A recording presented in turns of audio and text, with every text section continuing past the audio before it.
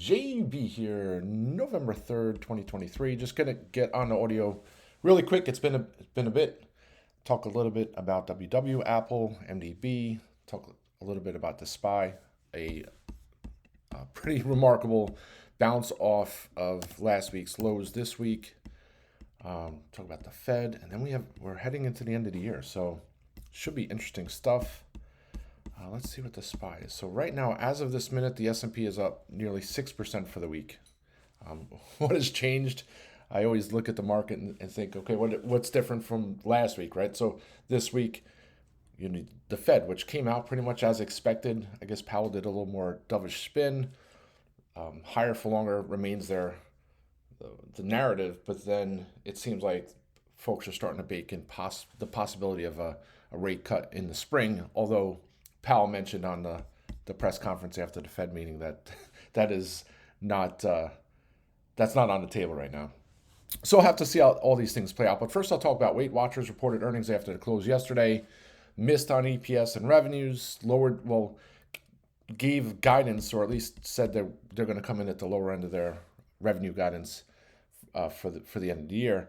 And if you take a look at, you start digging into it, and of course, once the earnings report comes out, people start looking at the numbers, say, wow, this is horrible, another miss on revenue, another lower guide on guidance, and the stock sells off. It was down over 10%. The headline, so it says WW stock tanks more than 10%. But then you start peeling back the onion, you start looking at the report, and the revenue miss, or the majority of the revenue miss, is because they're discontinuing their product line, their prepackaged food line that is a very extremely low margin, lots of costs associated with it, and that's not who they're looking. They're not looking to be a product. They're not looking to sell prepackaged foods, things like that. They're looking for the bigger picture. So if you take a look at the numbers just on that, and I think that was a majority of their revenue miss was from the product sales. So if you take a look at last year of October's earnings last year, they did nearly $30 million in product sales. This year is $11 million. So a 60% year-over-year decrease in that revenue, and it's a low margin line. So to me, it's a good thing. But at some point, that'll get to zero. I'm sure, who knows if they didn't factor in that it was going to be such big of a decrease, and that's why the revenue once again came in lower than expected. On the flip side, they had record margins. I think it was 66% record margins, because you can see the turnaround story. They're transitioning. You used to have these brick and mortar, come in, have a face-to-face meeting. Now they're looking digital, virtual. And the costs associated with that are substantially less than having to lease a space, staff the space, things like that. So maintain the space. So just based on that, the cost is going to go down, the margin is going to go up. They had the highest margin. I'd have to go back many quarters, but it sounds like it was a record margin quarter for WW. And then on the other side is 4 million members, which you take a look, it was a 6% year-over-year increase in members, which hasn't happened in quite some time, where there's an actual year-over-year increase in members outside of the COVID situation. So I think there's a lot of positives to take out of that. And then you start looking, we're going to head into the traditional strong season for people looking to lose weight. The supply is going to come on for the GLP-1 drugs. Their sequence program, once the supply comes on, that is just going to grow exponentially. I just think it's a huge opportunity. So I went and added April strikes and January strikes. I'm going to hold on to those. Of course, I wish WW was at $13 at the start of October, all the way down to $8. No news really to speak of. You had the shenanigans with Oprah Winfrey kind of saying one thing, that she wouldn't want to use a drug, or use an excuse to get a drug to have her lose weight, and then she pulled back on those remarks after the stock sold off. That's some of it, I guess, but I just like the story. I think it's in one of those sweet spots where they're going to be able to take advantage of all these other weight loss drugs that are going to come online once these insurers start requiring 3 months or 6 months of being on a program, which I call it Weight Watchers, but it's WW Health. Once WW International, once they require that, it's just going to send all these subscribers to Weight Watchers. So, the other part of it is too, when you have these in face-to-face meetings, the average selling price for their membership was much higher than it is now. So even though they had an increase in subscribers year over year, the average selling price is lower. So as a function of that, their revenues are lower than last year, but their margins are higher because when you're doing virtual, it's all digital, the costs are much lower. It's just a win-win. So yeah, I looked at the numbers this morning, and I think people look at the top line. You have all these algorithms and bots that look at the numbers and say, wow, this is a sell, this is a buy. You see it going all the way up to 927 this morning. I just think that's the start of a reversal. It's going to head back. The 200-day moving average, I think, is right here. Let me see if I can pull it up. Oh no, I have to have the weekly up. Yeah, so and my thing's going really slow. Come on.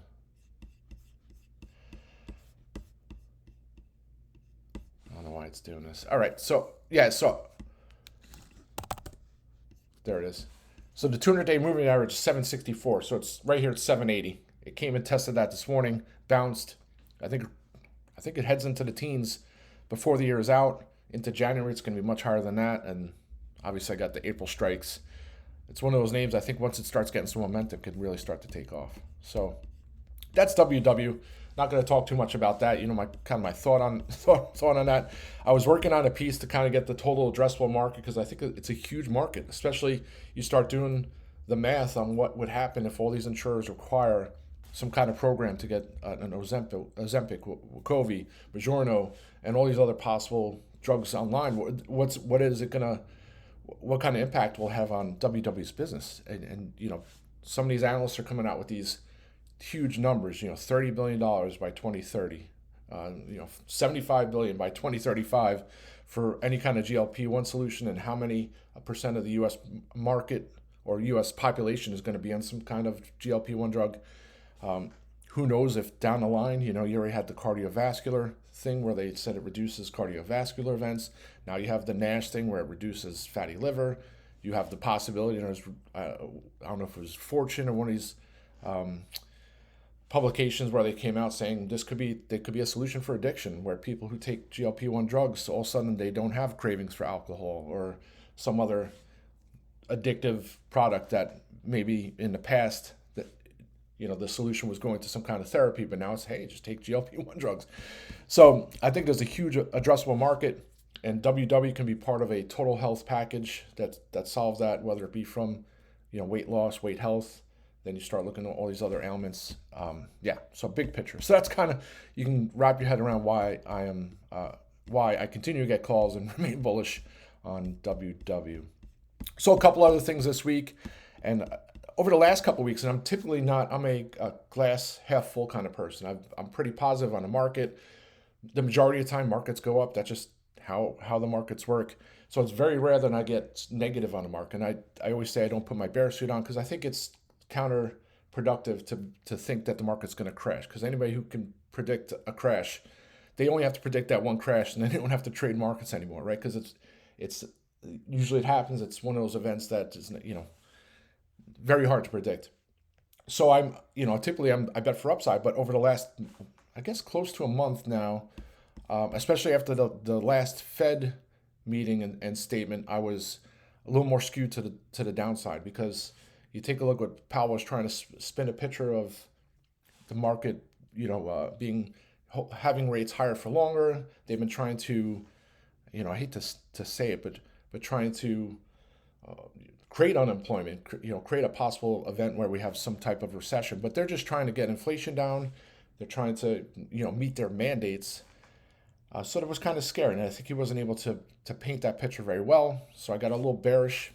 I put the target at 415, 416. There were bumps up and down on the SPY. It got down there. Then last week, right at the end of the week, was down to 4849. And I thought there was still going to be more downside. I thought maybe 398 or so on the SPY. You take a look at the catalyst going forward. So we have earnings season. We had the Fed meeting this week. We had the jobs report. We already had some hotter than expected inflation data the previous week. PCE data. just things that you would say, okay, maybe there's a possibility of more selling as people kind of reposition themselves. And then sure enough, what happens this week? We have, the jobs. It's almost like the market knew the jobs report was going to be weak today. It's funny how the market works. So, it's not a fun week, and it kind of pouring salt on the wounds is some of the names that I normally would buy calls on, like Roku. I was looking at earnings this week, and I said, it's been destroyed. It raised its guidance all the way up. I think it went to 95 or $100 after it raised its guidance, then sold all the way off on no true catalyst, down in the 50s, and then sure enough, posted a huge beat and raise. So, 30% yesterday. It's up another nearly 10% today. Similar Square. I was looking PayPal report earnings Wednesday, and then you had Square after the close yesterday. I mean, the future of transactions is away from Visa and MasterCard. It's these third-party processors that charge fees to the retailers, and they make money on both sides of the transaction. That's kind of going away at some point. I've been saying this for many years, and maybe I'm wrong about it. But you take a look at the cryptocurrency, and then of course these Venmo and all these apps that allow you to do transactions without the middleman, taking money. So that's why I tend to be bullish on Square and PayPal. But sure enough, Miss Square, I think it was 39 and change Monday, then it was 39 and change Wednesday. I didn't want to chase it after the move up Thursday morning on PayPal earnings. And sure enough, I missed it. So kind of pour salt in the wounds. Not only was I in some put positions, but then I missed out on some of the call names. Some of the names that I've been trading for downside: Domino's Pizza, Sherwin-Williams. Domino's, after struggling the first couple of days of this week, rallied yesterday. Now it's up another 2.6% today. Going to need some kind of catalyst in the coming week or two. Analyst downgrade, something like that, for my puts to come back to life. Still looking at that story. We're still in a higher than longer rate environment, and when you have these companies, Domino's Pizza has debt coming due 2025, nearly $2 billion. What does that look like when they have to go and kick the can down the road again? It already costs them $50 or $60 million a quarter just to service that debt. Similar, that's another reason why I look at Sherwin-Williams. Not only that, with Sherwin-Williams, the housing market, even though prices are remaining somewhat high or stable in most areas, when houses, you don't have turnover, people aren't buying and selling houses. Typically, what does that mean? People aren't painting new rooms, or someone moves out and the bedroom's red and they want it blue. And so what do? You go out to Sherwin-Williams and you get paint. So they had kind of a mixed bag of earnings. Stock actually was higher after earnings and then sold off. I figured into the 220s. Going to need another, DPZ's up over 2%. So is Sherwin-Williams. So unfortunately, it's a little painful here on those two names. What else did I have on here? Okay. Apple. So we take a look at after the close yesterday. It seems like every time Apple reports earnings, if there's a miss, it rallies, but if there's a beat and then there's some kind of cautious guidance, the stock sells off and bounces. So I was actually going to look for some calls at the open. I passed on at the open. I was looking at Weight Watchers, and then sure enough, what happens? It goes to 173 this morning. What was it?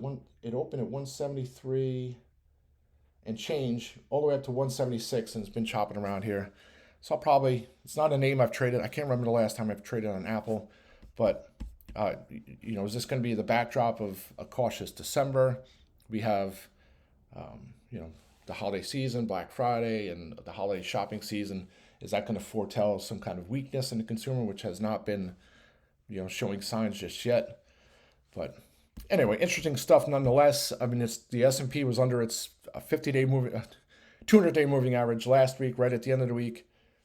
Hasn't been over its 50-day moving average since the end of September, October, let's see. And then sure enough, today, here we go. Within a matter of a couple of days, not only do we head back over the 200-day moving average, we get over the 50-day moving average. Yeah. So a five-session rally that took us above the 200-day and the 50-day, and the S&P is now up 6% for the week. So pretty remarkable. I always talk about passive money. So when the market melts higher, it's because there's pension funds, 401ks, investments. It's not like people go in their 401ks when they do what they want to allocate the positions to. They don't say, I want to short the market. No, it's the small caps or some kind of conservative.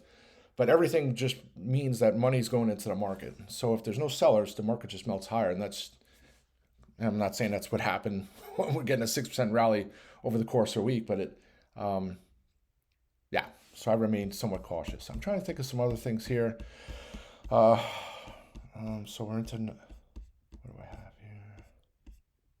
here? A couple of names I missed out on top of Roku and Square.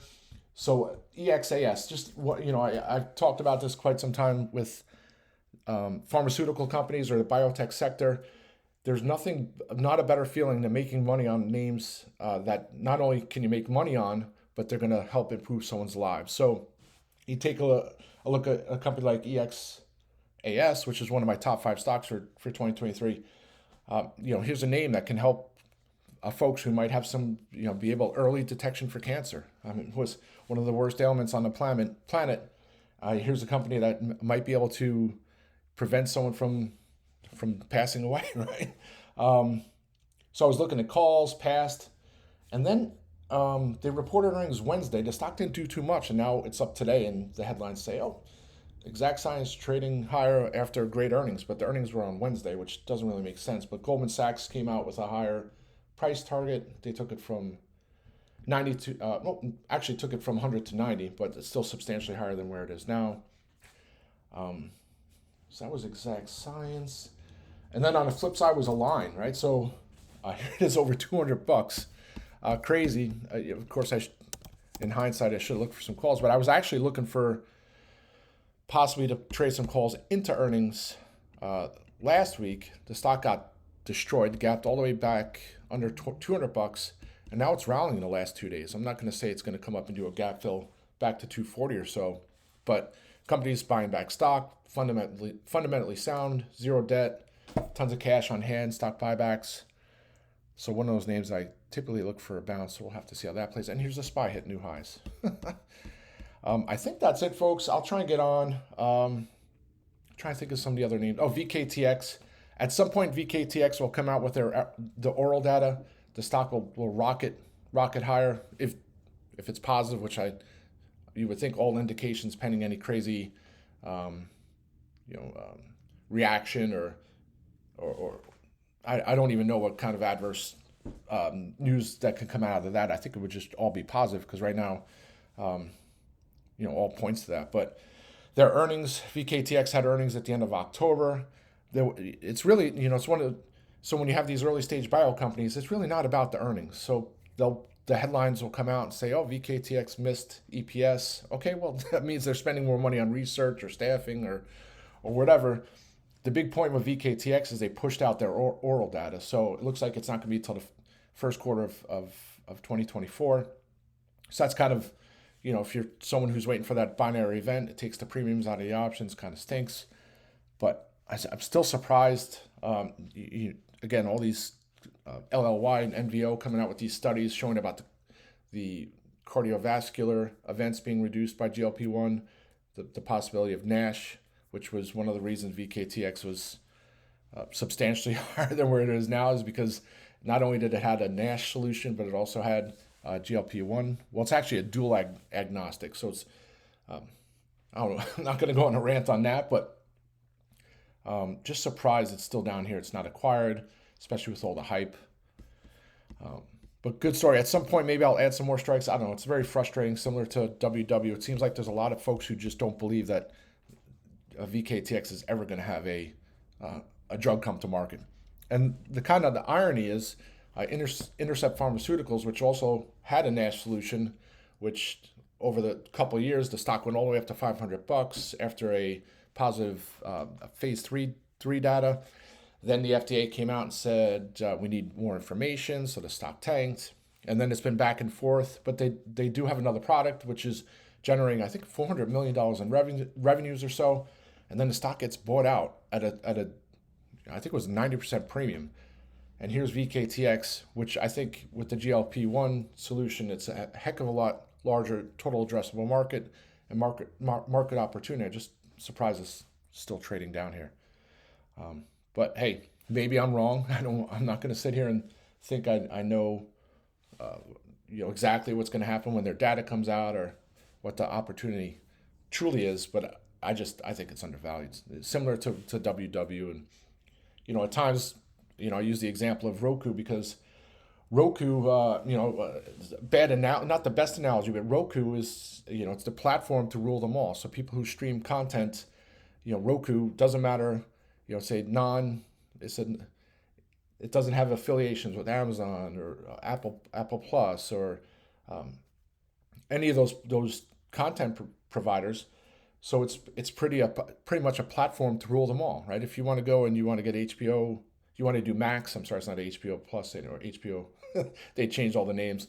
Peacock, Hulu, Disney Plus, all those streaming content providers. Roku can provide that for you, and I think it's not the best analogy, but I think that's what Weight Watchers is as you look forward into the next 6, 12, 18, 24 months. They're going to be the platform for health, whether it be weight loss, whether it be cardiovascular health, whether it be maybe it's mental health, addiction.